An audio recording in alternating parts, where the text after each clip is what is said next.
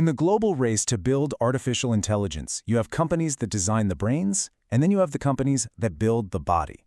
Today, we're digging into one of the key architects of that physical AI revolution, Industrial Fulion, a company that has quietly become absolutely central to the entire AI boom.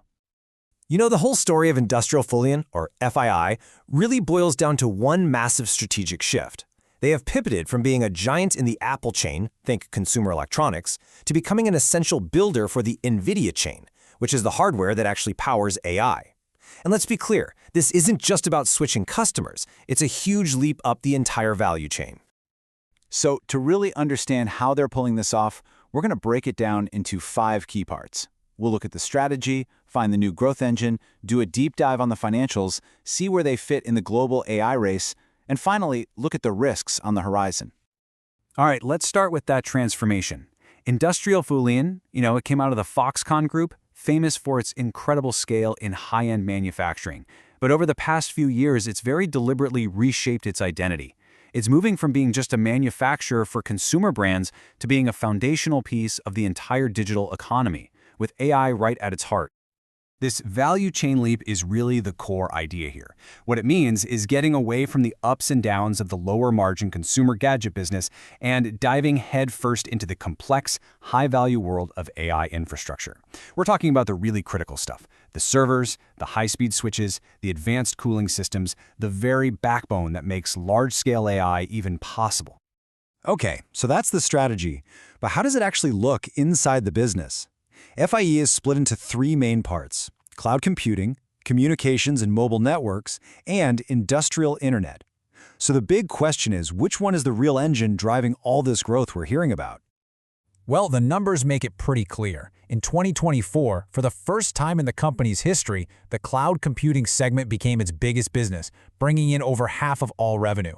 This is probably the clearest signal you can get that the pivot to AI isn't just some future plan, it's already happened. The company's center of gravity has officially shifted.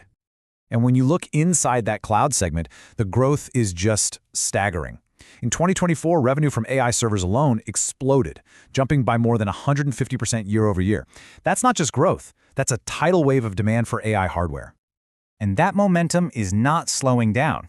In fact, the latest data from 2025 shows it's actually accelerating. In the second quarter, revenue from the big cloud providers, the ones building all the giant AI data centers, again grew by over 150%. FII is absolutely riding the crest of the AI wave.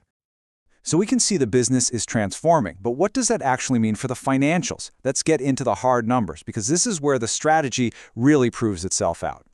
The first half of 2025 was just incredibly strong. Revenue shot up over 35% to more than 360 billion RMB. But here's the real story. Net profit grew even faster, climbing over 38%.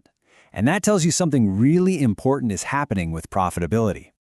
And here's why that's so critical. For the first time, we're seeing net profit growth clearly outpace revenue growth. This is a classic sign of improving margins. It means the company isn't just selling more stuff, it's selling smarter, shifting its mix to those higher value, more profitable products like advanced AI servers. Now, this amazing performance isn't happening in a bubble. FII is right in the middle of a fierce global race to build out the world's AI hardware. So let's take a step back and see where they fit in this intensely competitive field. This quote from the market research firm TrendForce really tells you everything you need to know. The market for building AI servers isn't wide open, it's basically an oligopoly.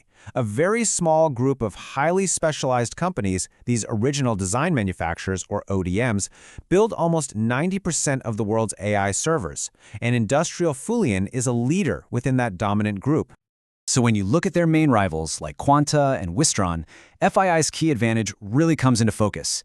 It's their incredibly deep relationship with the undisputed king of AI chips, NVIDIA.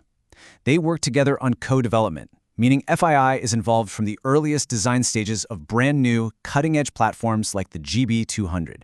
This gives them a massive head start in manufacturing the most complex and most valuable AI systems on the planet.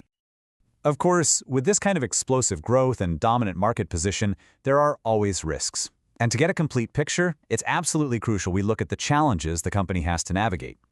And without a doubt, the single biggest external threat is geopolitics. The ongoing tensions between the US and China have led to some very strict controls on who can access advanced semiconductors and AI tech. For a company that sits at the crossroads of the global tech supply chain, this creates a really complex and uncertain world to operate in. So what are they doing about it? Well, FII is proactively pursuing a de-risking strategy. They're shifting from a made-in-China model to a made-globally one. This means they are pouring major investments into building up capacity in the US, Mexico, Vietnam, and India. The goal here is to create a more resilient, more diverse manufacturing network that's physically closer to its customers around the world. And beyond geopolitics, there are a few other key risks to keep on the radar. The company relies pretty heavily on a small number of very large customers. The competition in this space is, of course, intense, and the pace of change in AI means they have to constantly invest huge amounts in R&D just to stay at the cutting edge. All of this brings us to one final big-picture question. For decades, the real power in the tech world seemed to be with the companies designing the chips and the software.